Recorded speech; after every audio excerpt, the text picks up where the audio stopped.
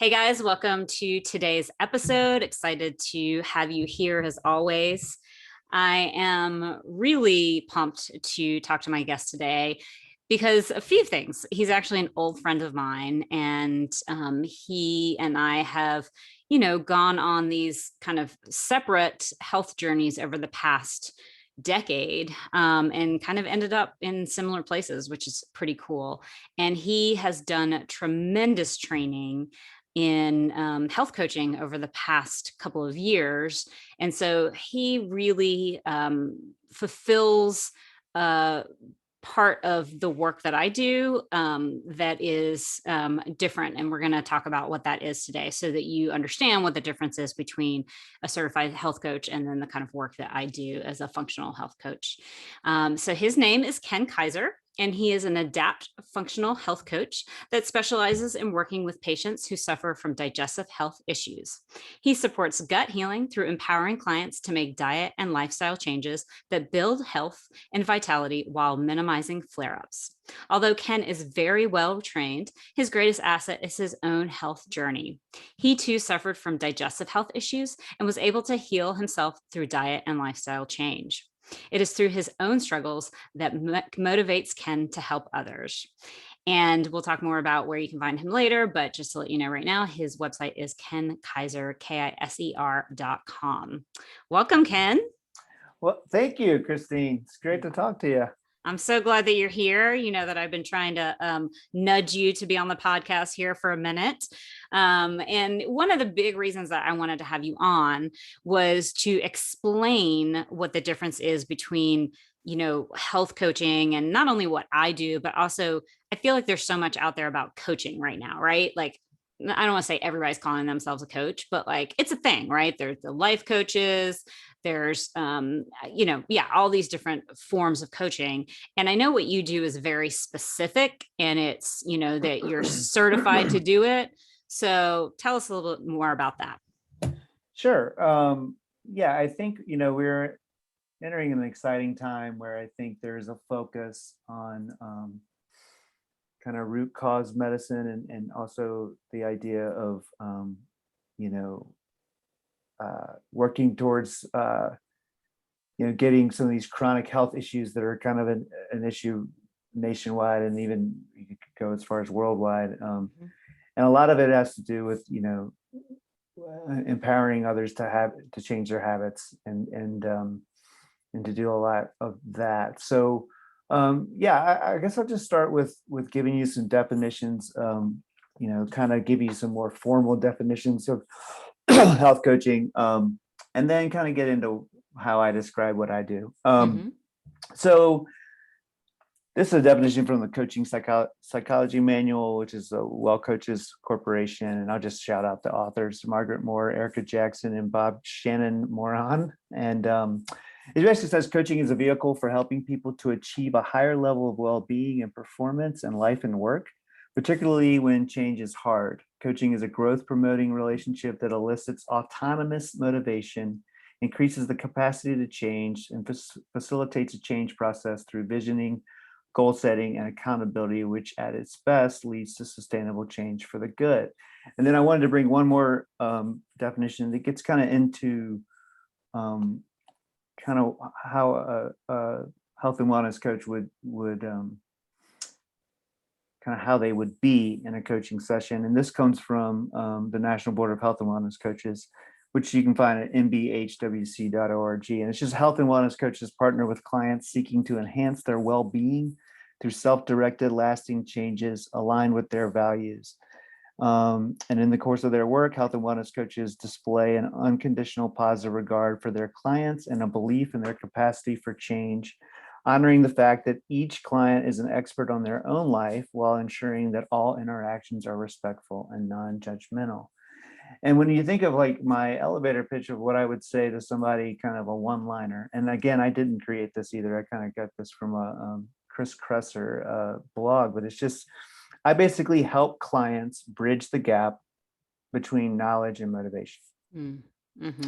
So many people, we talk about this kind of health coaching is a kind there's a lot of buzz about health coaching, Mhm. and there's a lot of promise in that profession, and it's kind of like the Wild West. I think Mm. with groups like the National Board of Health and Wellness Coaches, they're starting to become a more standardized view of what it is, and so I think because I lost my train of thought. I think basically with that, it's understanding kind of what the idea of what the role of a health coach is in its broader picture, especially with the relationship of practitioners and clinicians. And Mhm. um, so basically, did that answer your question? I don't know if Yeah. So, I think kind of explaining what you just said about, what was it?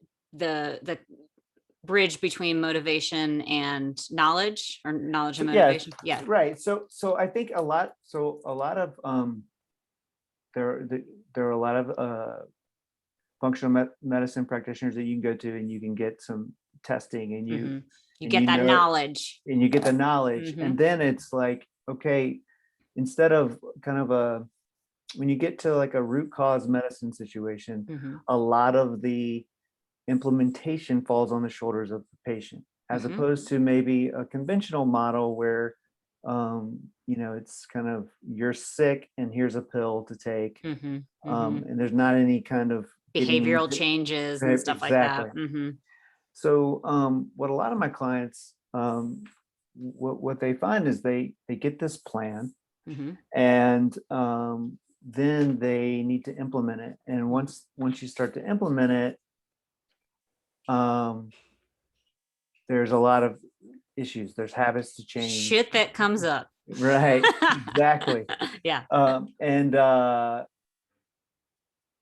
and what I offer is just support, Hmm. um, support, accountability, and we basically we identify, um, we kind of get clear on what they want. Hmm. We get honest to where they are, and we set clear and long-term goals, and then there's just kind of a process that follows. Hmm.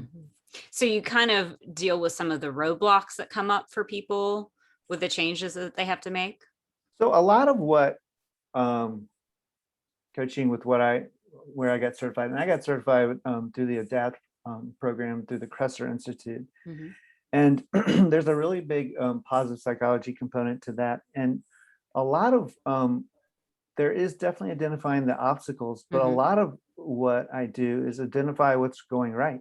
Hmm. Um, when a client, and this has been the case in my health journey too, when someone is out there and being able to identify what your strengths are, what your values are, and how you're already doing that in your life, Hmm. it then becomes easier to um, basically apply that to your health journey. Hmm. And so we do identify obstacles, and I Hmm. think sometimes that's really important, right? Hmm. To identify what gets in the way. But I think it's also really important to identify what's going right. Yeah. Well, and I think especially with health changes that can feel so overwhelming to people, and feel as if, oh my God, I have to do everything differently now. It can feel like, oh, I've been doing everything wrong, and I've got to change every single thing that I've been doing wrong to make it right. And so I can see how, building on, well, here are the things that you have been doing right.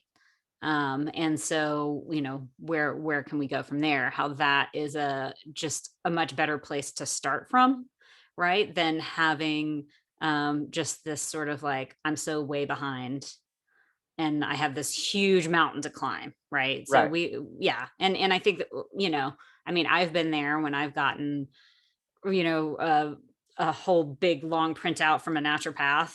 Like back in my 20s, I remember the first naturopath I went to, it was like single spaced. She didn't like give any space in it, like 4 pages long of everything that I needed to change. And I was just like, oh, and the reality of health changes is it doesn't happen all at once.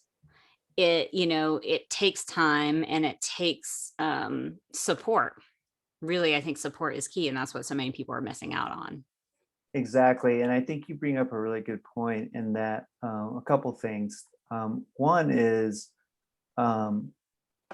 depending on where you are in your health journey, if you come in, especially some of the clients come to you, think they're not feeling great, right? And so they're solving some problems, and some of the solutions can seem very overwhelming. And so when you get clear on what you want, you get honest on where you are, right? And you identify your values and your strengths and your support systems. You also identify the obstacles. Then when you start getting into breaking it down into small, tiny steps, it becomes a lot more manageable. And then it also, when you start seeing, once you start that journey and you start seeing all the things that you're doing right, it builds this momentum. And that's where, I've had success in my coaching. And, I often tell my clients that, you're hiring me so you can fire me. And it may take 6 months. It usually takes 6 months to a year, but we get you going and we get that momentum going so that you do not need my support anymore. And so, I think that mountain analogy of where, you think you're at the bottom of the mountain and you're focused on the journey to the top, when all you really need to focus on is those first 5 to 10 steps. It reminds me of my personal journey when I decided to focus on my health and wellness, and kind of double down on it. I immediately thought that the great idea was to sign up for a marathon. Go big or go home, right? Right. And I was like, wow, I'm 15 pounds overweight, so I'm going to sign up for a marathon. Well, as I said in the intro that I had issues with digestive health issues. Well, going from already being kind of sick with a lot of inflammation and then adding more stress to my body without easing into it was disastrous. Yeah. And I see a lot of people, especially if they're not coming to me from a practitioner referral. I focus, most of my clients are from practitioner referrals, but I will also work with someone who doesn't have a practitioner referral, and we just get focused on the habits. But that's something that's common, is you want to jump into something where it may be as easy as drinking more water. Yes, the foundations, man. Yeah. It may be easy, as easy as adding some more vegetables. And so, I think, what I offer is just extra support, extra accountability, and an extra perspective to help you realize on all the things that are going right. Absolutely. Well, I talked about this recently. I think it was on Instagram, and I'd heard this from somewhere else, and it was like, you can put whipped cream on shit, but it's not going to make the shit taste any better, And that's the thing, is that we jump to these big things like doing a marathon, or, just a complete, like, go from the sad diet to like carnivore or vegan or whatever. And, it's like whiplash for the body, the intensity of it. And so that, isn't always the best option. And taking these sort of smaller steps, which I can see from a coaching perspective, also gives you more of those wins, right? Usually with smaller steps, we actually get more wins, and we build on that. We just have to have a little more patience, and it's hard because we live in a culture that's like, do this for 2 weeks and everything will be all good, and it's not really that way. Currently, several clients that I'm working with have identified that they're really good at doing the 90-day thing, right? So they can do the 90-day thing, and then once it's done, they go back to their old habits. And so we're working to what does, lifestyle look like versus just another diet, right? And so I think it's really important to identify, so let me back up real quick with the health plan, and you had mentioned this. It Mm-hmm. can seem really overwhelming, right? When you Mm-hmm. get it come out of a practitioner, you've had these testing done, it's identified some markers that need improving, and you get this like really detailed single space Mm-hmm. health plan, and I look at that as the trees, right? Mm. Okay, and so what I help a client do is look at the forest. Mm-hmm. And when you look at kind of like a broader idea of what you want, and you're looking at health, longevity, a lot of the people I work with are in their 40s and above, and you're looking for longevity, you're looking to feel good, you're looking to optimize, Mm-hmm. and a lot of times, you know, it's just identifying what you want, Mm-hmm. and then using the health plan to fit into that. And so um I'm not sure if that made any sense, but like Mm-hmm. that's Mm-hmm. that's Yeah. kind of And I think that's where a health coach comes in, real handy, right? right. And part of, I didn't mention this at the top, but I've brought on Ken and another friend and colleague, Teresa, to help in situations where people, want that sort of additional support, because I can't do all of the support all of the time with people, especially when we do hit some of these roadblocks that we need to get through. I'm definitely there for my clients around it, but I can feel sometimes that even deeper sort of support and really kind of getting at the nitty gritty around it is so helpful. And I that's why I see this relationship. I mean, honestly, I wish for everybody in the world that we had a team, right?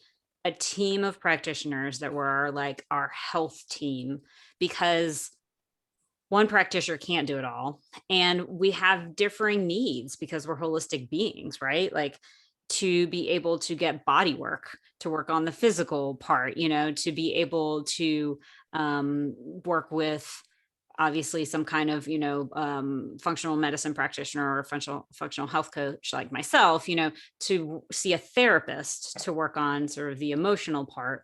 And then the health coach is really kind of um this hand that's holding all these different things, right? And really supporting that base process. I see in a lot of ways, because people are going to get different recommendations from these different practitioners.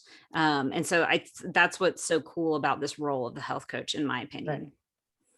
And so much of what I deal with, and I know we talk about this off the podcast, but is a lot of times things come up when we start to get honest to where we are, honest to where we're going, and a lot of times there's issues with mindset and Mm-hmm. how people talk 100%. Yep. how Mm-hmm. they talk to themselves, right? Mm-hmm. Mm-hmm. And having a and one of the reasons why I read that definition of health coaching from the National Board of Health and Wellness Coaches is because of the focus on unconditional positive regard for their clients. Interactions are respectful and non-judgmental. When you have the other set of eyes that are non-judgmental and Mm-hmm. respectful, and you can identify, well, I heard you say this. I'm curious, like, where is this coming from? And they start to realize, yeah, that's probably not a true thought, and Mm-hmm. and Mm-hmm. and all these things are actually going well. Mm-hmm. So I don't have to be so hard on myself that I ate a piece of pizza, right? Mm-hmm.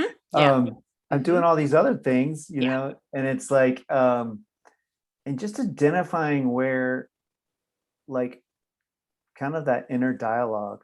Mm-hmm. Um, and there's a difference between, like, obviously what I'm doing, and then when if I identify something that might be a trauma situation, big T or little Mm-hmm. T trauma, and then that's when I would refer to a mental health professional. Sure. But yeah, so often, like, what we end up what ends up coming up is this ambivalence and Mm-hmm. this kind of this inner dialogue that is kind of creating an obstacle for progress. And that is another thing I wanted to say, is that a final outcome Mm-hmm. can seem like that mountain, Mm-hmm. but progress can happen within a week. Oh, 100%. Yeah. I mean, In days, days. yeah. Totally. Yeah. It's amazing, And once you feel that progress and Mm-hmm. that momentum builds, Mm-hmm. right? That's when you get into, you start really feeling Mm-hmm. um, empowered. Mm-hmm. And that's where I get into, you hire me so you can fire me, right? Mm-hmm. Mm-hmm. But one of the things, just on a note on that, what I see a lot is those kind of, initial like jumps, like maybe a particular supplement really makes somebody feel better, or, changing some of the food that they're eating makes somebody feel better. And then they'll have kind of the feeling of like that 2 steps forward, 1 step back situation, because health is, I wish it was this linear, like just going up, and the reality is it's squiggly, right? Mhm. And we are going to have those moments where you're like, oh my God, none of this is working, or I'm, back to square one, or I'm worse off. And that's a mindset thing right there. You may be feeling bad. It's not that I'm not saying it's not reality, but feeling bad is actually part of the healing process. And actually, I think this is where a health coach can come in, of a lot of use, because, you know, bringing it back to like, this is part of the process. This is part of the healing process. These are the gains that you've made. Don't forget about those, and then like, let's look at some of the mindset things that are going on right now. Because a lot of times it's patience until that next jump up, Absolutely. Yeah. Yeah. So tell us a little bit more about your story. I'm Sure. definitely, curious to hear about that. Before I do that, I wanted to because I just want to make sure that your listeners are clear. Hmm. There's this, kind of a scope of practice of what Hmm. health and wellness coaches do. And so, you're going to hear, if you would differentiate between what you and I do, like, Hmm.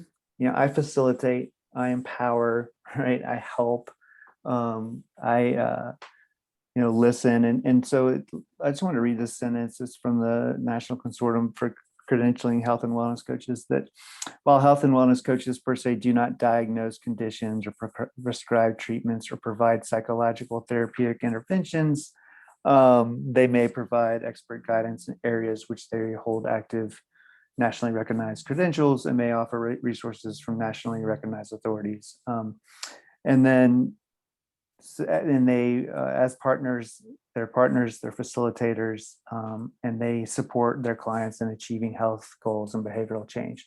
So I just wanted to make that clear. Hmm. Hmm. Shifting into my journey, I had my first gastroenterology appointment at 18. Mm. um, Sorry. Not to reveal how old we are, but that was a while back. Love it. And that started this lifelong, this 25-year journey of basically going to a gastroenterologist, getting a endoscopy, getting a pill, and basically I was on either an H2 blocker or a proton pump inhibitor. H2 blocker would be like a Zantac, Hmm. and a proton pump inhibitor would be like a Nexium. And in defense of the gastroenterologist, I was moving out around a lot, so I wasn't creating these relationships long term. I would kind of Hmm. go when I had a problem, and that was definitely my fault. But you know, I moved to Asheville in 2009, and started a relationship with a doctor here, Dr. Gus Vickery, and he identified that that I wanted to start to get off this Hmm. medication, but I still had these real bad heartburn, and so what ended up happening is I started making some lifestyle changes. I was a kind of a heavy drinker. I smoked cigarettes. I ate out a lot. I did all the things, all the Hmm. bad things, right? You're a true American. Yep, standard American diet.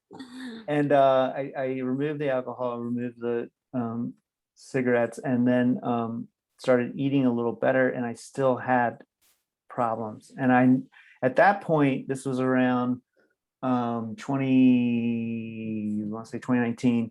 I realized that I did not want to go back on that medication. Mm-hmm. So I basically researched how to solve your heartburn without medication. Mm-hmm.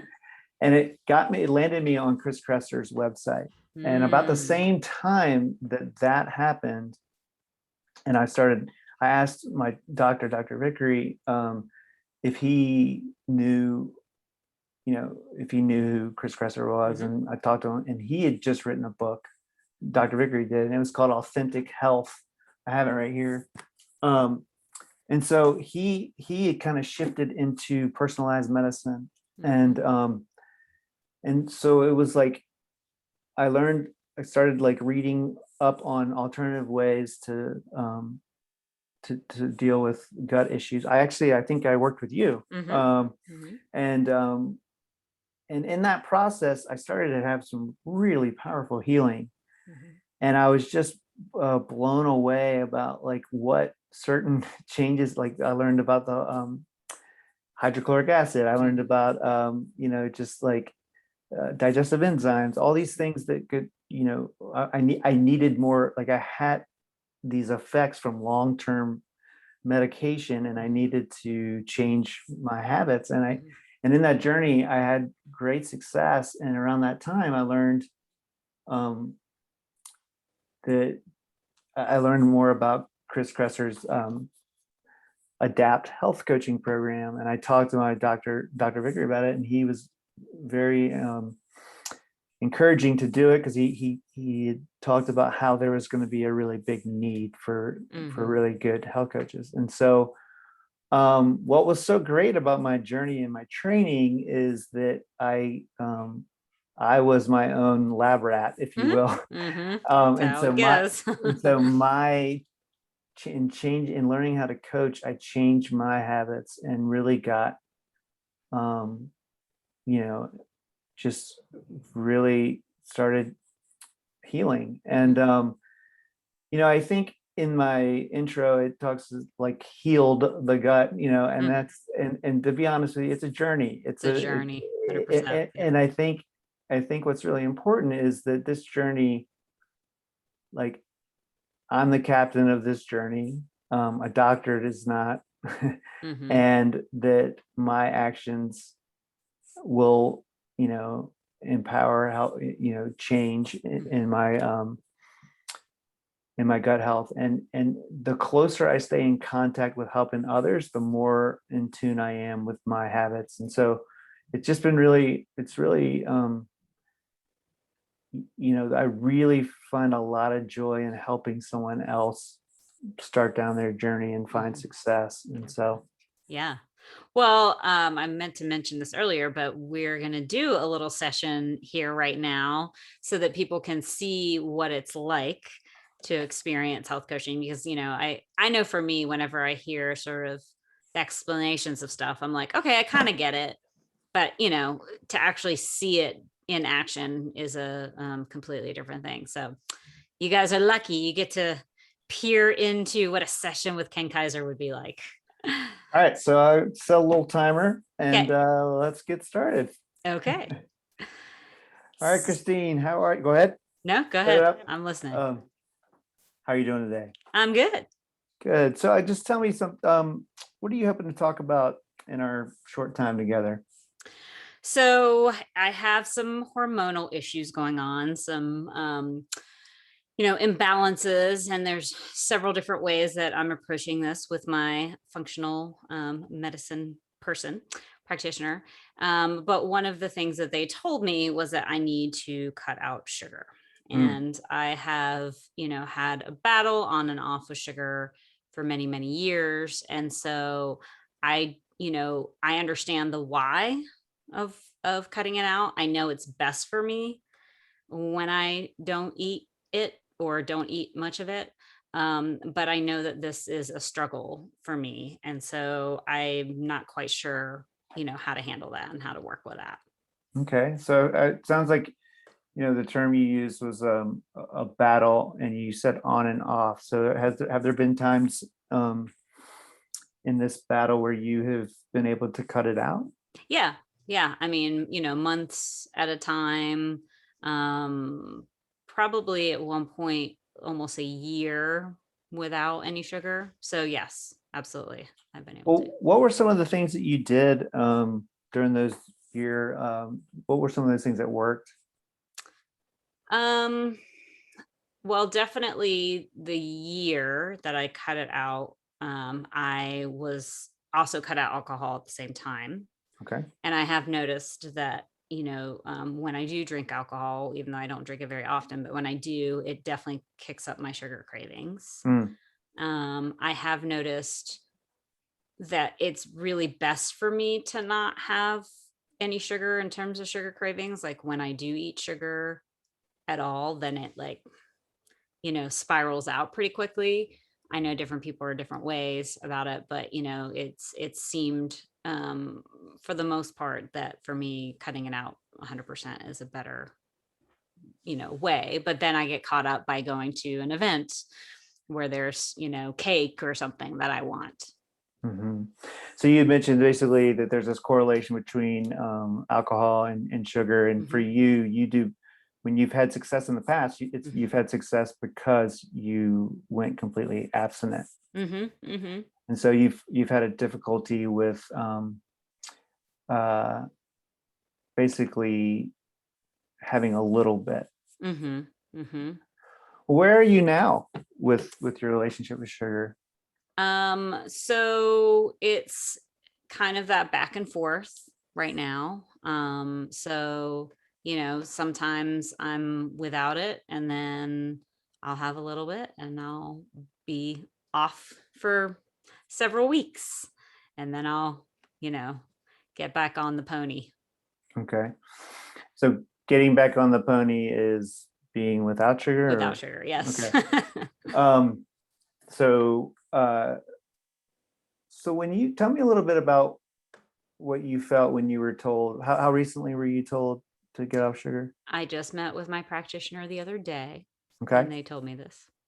And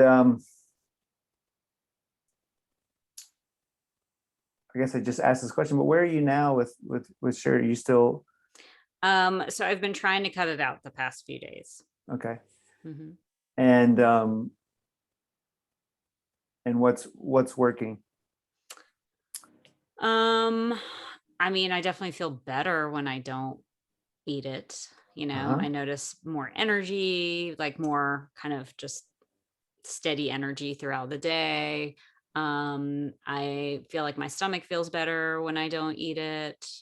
And I'm in that place where it's like I'm not eating it right now, so it's fine. Hmm. And my practitioner explained to me that, over time that I will have less sort of cravings and things like that as things balance out. But I'm just worried about that, interim time of like if I, Right. have a little something or have a little celebration, then it's just going to spiral out again. So in our time together, um, what seems like a manageable, obtainable goal for the next, let's say, 5 to 7 days? I think I can stay off sugar for the next 5 to 7 days. I don't have anything coming up that would sort of, you know, put it in my face in any kind of big way. On a scale from 1 to 10, one being not manageable at all or not confident at all, and 10 being completely confident, how confident are you that you can achieve this goal? I'd say 9. 9. Hmm. Okay. Why a 9 and not a 7? Wait, you said 1 to 10, right? No, you said one Hmm. to 10. Okay. Why not a 7? I feel like it's a short period of time, just saying 5 to 7 days, and I've already been off of it for a few days. So it feels very doable to me. Slash, I'm not going to go to any kind of event in the next 5 to 7 days where it's going to be there in front of my face. um, so you basically feel that since your social calendar is very slow this week, that Hmm. you feel confident that you're not going to be around it. Okay.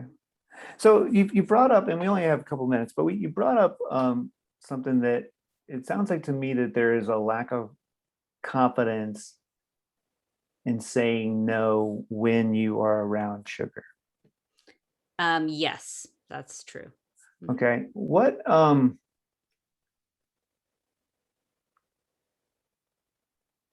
I go back to that year that you took off.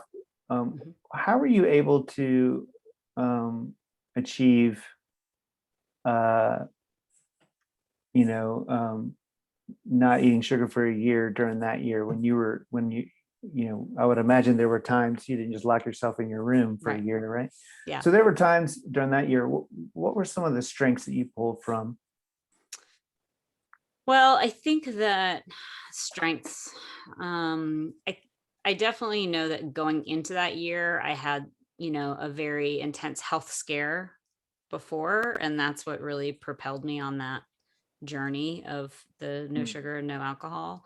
And I think honestly, some of the fear of experiencing that again, um, that, health crisis kept me sort of on that. I did really like how stable I felt, like mm, emotionally. Like okay. I was like, oh wow, the series of ups and downs that I've experienced in life have a lot to do with my sugar and alcohol intake. Okay. So it sounds like to me like, you know, when you don't eat sugar, your life is actually you feel better, Hmm. Hmm. right? Um, well, we're running out of time, so I just wanted to see, um, we're gonna if we were to set a SMART goal for Hmm. this next 5 or 6 days. Hmm. You had mentioned it, but I just want to kind of get it clear and maybe even written down. So SMART goal would be specific, measurable, attainable, relevant, and time sensitive. We got the time. It's Hmm. 5 to 6 days, right? Hmm. Um, so what would be your the specific goal that you would wanted to achieve? Having no sugar during that Okay. time. So you're not going to eat any sugar. Hmm. Um, uh, you measure that by not eating, right? Hmm. Um, is that attainable? I And think so. you said a 9 out of 10, Hmm. right? And how is that relevant to your kind of your long-term health goals? Well, I know that sugar impacts my blood sugar, which impacts my cortisol, which impacts my excuse me, sex hormones. And I really want those, because of all of the symptoms that I'm experiencing due to an imbalance in my sex hormones. I really want those to find their way to a better place. And so that's my kind of long-term goal with cutting out sugar. Sounds like your knowledge and awareness of what sugar does to the body can also help motivate you. Hmm. Yeah, Yeah. that's true. What kind of accountability structure will best support you? Maybe if I can, I don't know, check in with you if I'm sort of struggling around a craving. Also I know that, doing like EFT can be helpful for Okay. me. Yeah. So EFT would be more of an activity that you would do, but I could be an accountability structure. So you could text me, Hmm. which is part of all my clients have the ability to text or email. So, um, well, great. Is there anything else missing for you in order to achieve this goal? I don't think so. Okay, Christine, what are you walking away with today? I'm walking away with remembering that I felt really good when I had a lot of time off of sugar, Hmm. and wanting to go back to that place. And yeah, just looking at it as the next week. I'm just getting through the next week of it. Okay, does this feel like a good place to stop? It does. All right, how'd that feel? All right.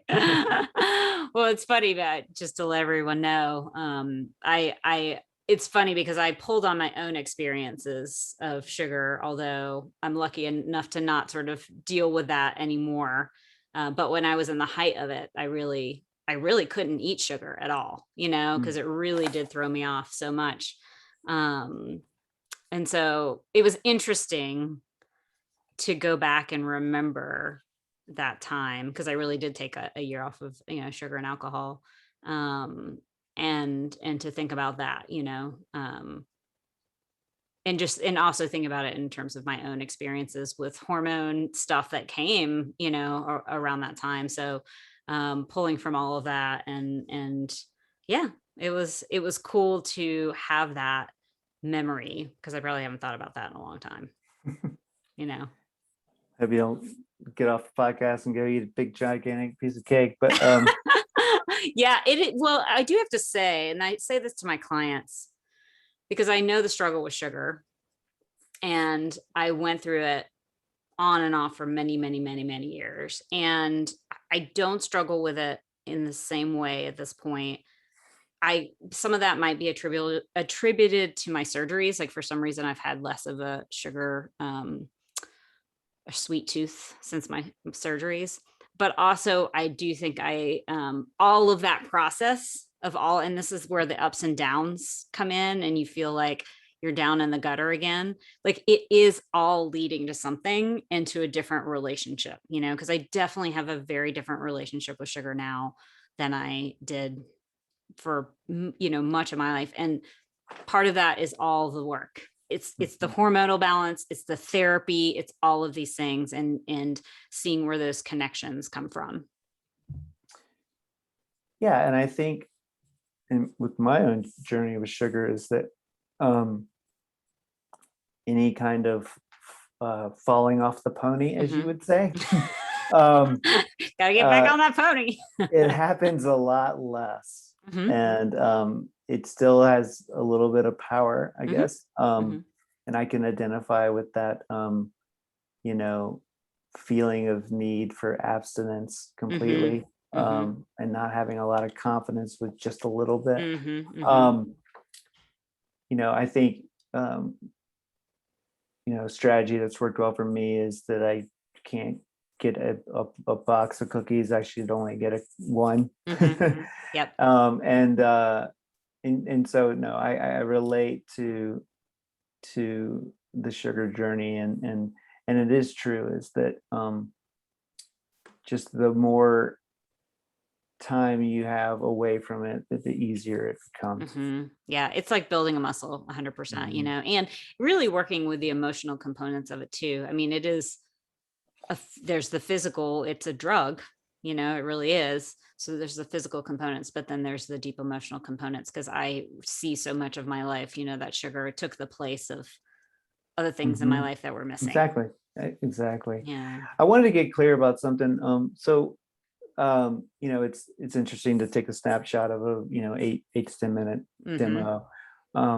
But when I work with the clients, I usually have a session. The very first session is a vision session, or a Hmm. discovery session, where we get really clear on, like I said before, where you are or where you want to go. Get Hmm. honest about where you are, Hmm. and set some long-term goals, identify some values and strengths, Hmm. maybe identify some obstacles as well. And when you have that as your initial reference Hmm. point, then each um, session after that, oftentimes I will reference back, Hmm. because it's very important.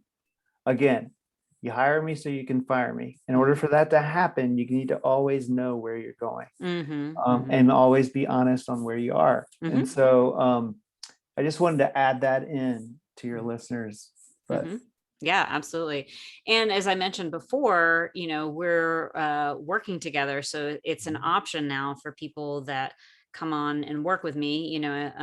There's several different sort of programs that you can tap into. And one of these is working with me on the testing, the really finding what root cause issues are going on, the protocols based off of those, and then having Ken, as a health coach, in between our sessions. So this is for a person that is really looking for that, strong support over a 6-month period, because, essentially you're going to meet with me, and then 2 weeks later you'll meet with Ken, and then 2 weeks later you'll meet with me, which may sound like a lot, but if you've ever done any work with practitioners, a lot of people need need that kind of support, and it can just catapult you to a different level of getting to where you want to go, of having that, because support is just key. I mean, that's why groups are so great. That's why, like,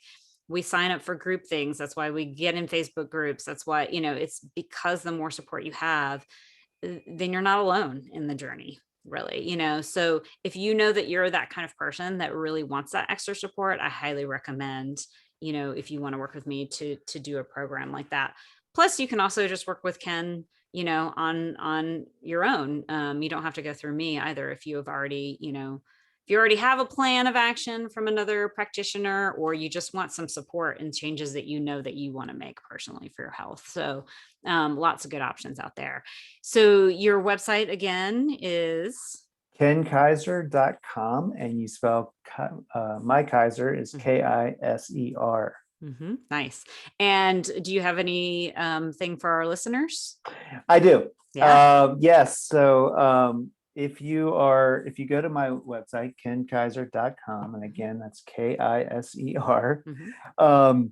And you click on, there's plenty of opportunities to click on an initial consult, and you'll sign up for a 15-minute free consult with me. And then just mention Christine's name, and you will get one free 25-minute accountability call.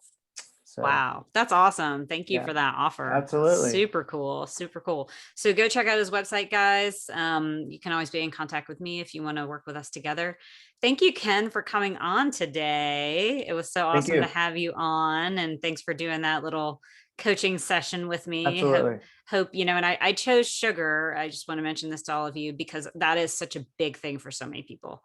So many of my clients deal with that. And so I really wanted something that is probably going to come up in your healing journey at some point, and sort of how to work with that. So I hope that was helpful for people too. And I will see you guys next time.